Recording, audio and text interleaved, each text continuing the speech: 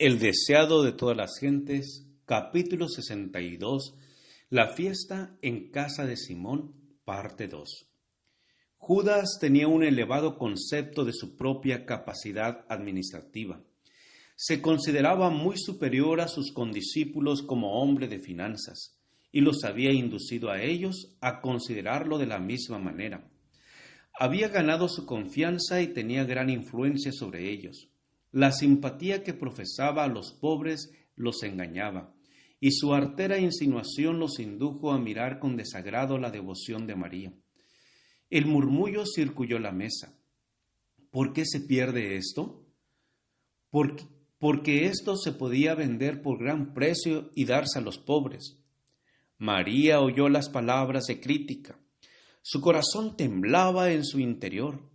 Temía que su hermana la reprendiera como derrochadora. El maestro también podía considerarla impróvida. Estaba por ausentarse sin ser elogiada ni excusada, cuando oyó la voz de su Señor. «Dejadla, ¿por qué la fatigáis?» Él vio que estaba turbada y apenada. Sabía que mediante este acto de servicio había expresado su gratitud por el perdón de sus pecados, e impartió alivio a su espíritu. Elevando su voz por encima del murmullo de censuras, dijo: «Buena obra me ha hecho, que siempre tendréis a los pobres con vosotros, y cuando quisierais les podréis hacer bien, mas a mí no siempre me tendréis. Esta ha hecho lo que podía, porque se ha anticipado a ungir mi cuerpo para la sepultura». El don fragante que María había pensado prodigar al cuerpo muerto del Salvador lo derramó sobre él en vida. En el entierro, su dulzura sólo hubiera llenado la tumba, pero ahora llenó su corazón con la seguridad de su fe y amor. José de Arimatea y Nicodemo no ofrecieron su don de amor a Jesús durante su vida. Con lágrimas amargas trajeron sus costosas especies para su cuerpo rígido e inconsciente. Las mujeres que llevaron sustancias aromáticas a la tumba hallaron que su diligencia era vana, porque él había resucitado.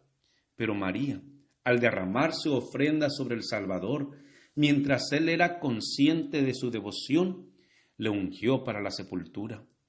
Y cuando él penetró en las tinieblas de su gran prueba, llevó consigo el recuerdo de aquel acto, anticipó del amor que le tributaría para siempre a aquellos que redimiera. Muchos son los que ofrendan sus dones preciosos a los muertos. Cuando están alrededor de su cuerpo frío, silencioso, abundan en palabras de amor. La ternura, el aprecio y la devoción son prodigados al que no ve ni oye.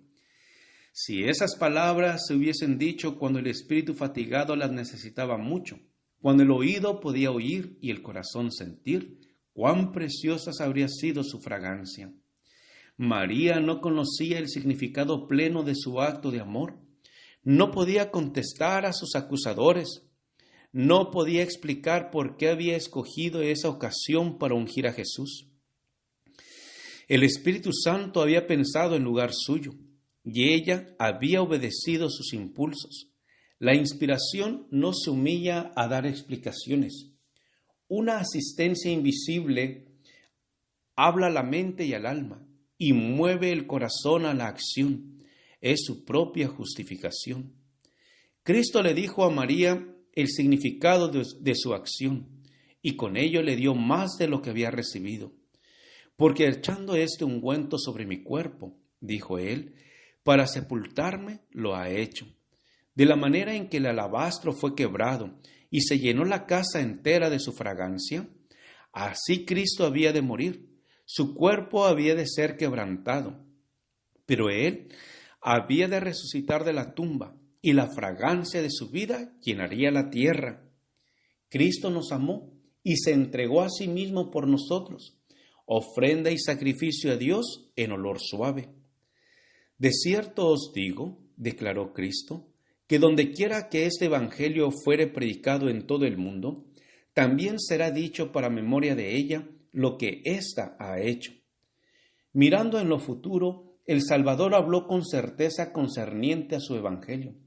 Iba a predicarse en todo el mundo, y hasta donde el evangelio se extendiese, el don de María exhalaría su fragancia, y los corazones serían bendecidos por su acción espontánea. Se levantarían y caerían los reinos. Los nombres de los monarcas y conquistadores serían olvidados. Pero la acción de esta mujer sería inmortalizada en las páginas de la historia sagrada. Hasta que el tiempo no fuera más, aquel vaso de alabastro contaría la historia del abundante amor de Dios para con la especie caída. La acción de María estaba en pronunciado contraste con lo que Judas estaba por realizar. Cuán terminante lección pudiera haberle dado Cristo a aquel que se había sembrado la semilla de la crítica y los malos pensamientos en la mente de sus discípulos. Cuán justamente el acusador pudiera haber sido acusado.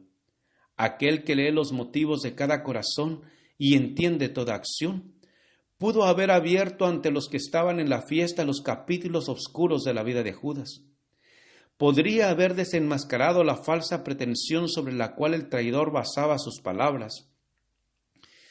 Pero en vez de tener simpatía para con los pobres, él les robaba el dinero destinado a aliviarlos. ¿Podría Cristo haber excitado la indignación contra él porque oprimía a la viuda, al huérfano y al asalariado? Pero si Cristo hubiese desenmascarado a Judas, esto se hubiera considerado como un motivo de la traición. Y aunque acusado de ser ladrón, Judas hubiera ganado simpatía hasta entre los discípulos.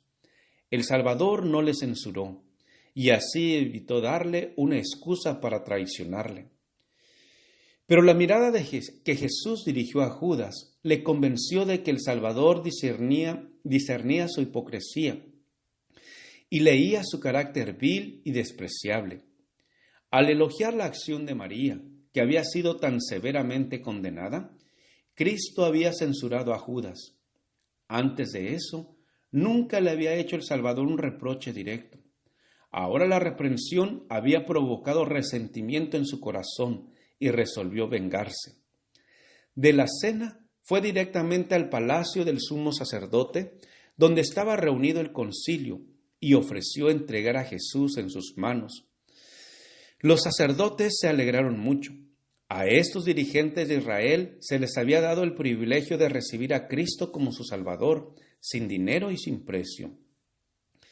Pero rechazaron el precioso don que les fue ofrecido con el más tierno espíritu de amor constrictivo. Rehusaron aceptar la salvación que es de más alto valor que el oro y compraron a su Salvador por 30 piezas de plata. Judas se había entregado a la avaricia hasta que ésta había subyugado todo buen rasgo de su carácter. Envidiaba la ofrenda hecha a Jesús. Su corazón estaba lleno de celos porque el Salvador había sido objeto de un don digno de los monarcas de la tierra. Por una cantidad muy inferior a la que costaba el vaso de ungüento, entregó a su Señor. Los discípulos no se parecían a Judas. Ellos amaban al Salvador, pero no apreciaban debidamente su exaltado carácter. Si hubiesen comprendido lo que él había hecho por ellos, hubieran sentido que nada que se le ofrendaba era malgastado. Los sabios del Oriente que conocían tan poco a Jesús habían manifestado mejor aprecio del honor debido a él. Trajeron sus preciosos dones al Salvador y se inclinaron en homenaje delante de él, cuando no era sino un niño y yacía en un pesebre. Gracias por escuchar este audio. Te invito a escuchar la siguiente parte. Jehová te bendiga y te guarde.